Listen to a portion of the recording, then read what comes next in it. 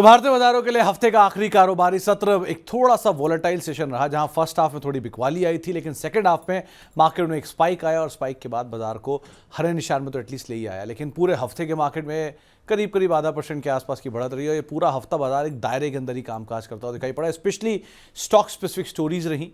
बहुत हद तक बाजार ने किसी एक स्टॉक के ऊपर ही कामकाज किया, जहां पर खबरें आई और ट्रिगर आया, उसके दम पे मूव हुआ। आज भी एडवांस डिक्लाइन एडवांसेस के फेवर में था।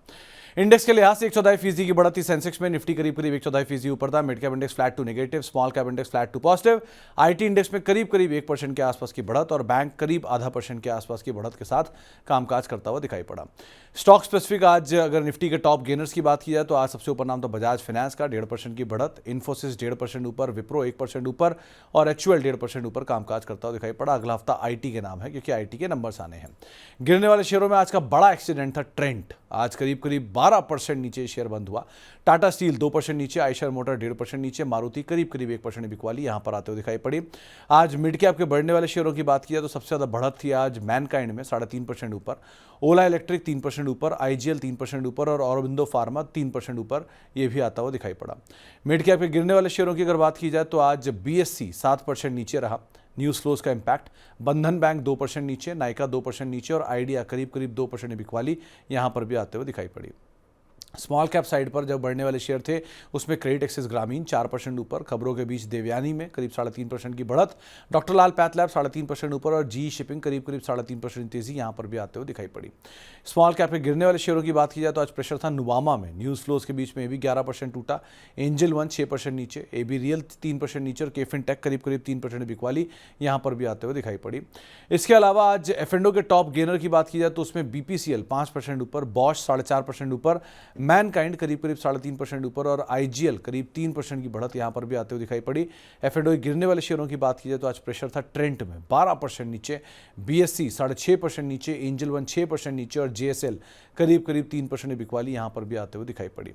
इसके अलावा आज खबरों के दम पे जिन शेयरों में एक्शन था उसमें देवयानी मर्जर की खबरों के बीच 3.5% ऊपर, ट्रेंट की गाइडेंस कट का इंपैक्ट 12% नीचे रहा। आज जेन स्ट्रीट पर बैन लगने की खबरों के बीच में बीएससी 6.5% और एंजल वन 6% नीचे ये बंद होता हुआ दिखाई पड़ा।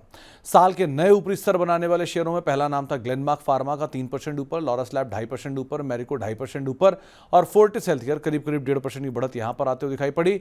साल के ऊपरी स्तरों में कुछ और नामों में आज आया एल&टी फाइनेंस का नाम 1.5% ऊपर, असाही इंडिया 1.5% ऊपर, पूनावाला फिनकॉर्प 0.5% ऊपर, डीवी स्लैब 3/4% ऊपर और साथ साथ एनएसीएल लगातार अपर सर्किट और आज भी 5% की उछाल के साथ ये बंद होता हुआ दिखाई पड़ा।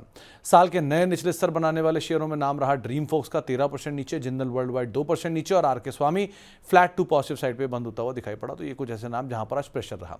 ये तो रहा इस दिन का यानी आज का कारोबार। अब सोमवार के लिए आपके लिए आउटलुक है कि निफ्टी में आप 25,375 के ऊपर आउटलुक बुलिश मान के चलिएगा, वहां पर आप खरीदारी करके चल सकते हैं।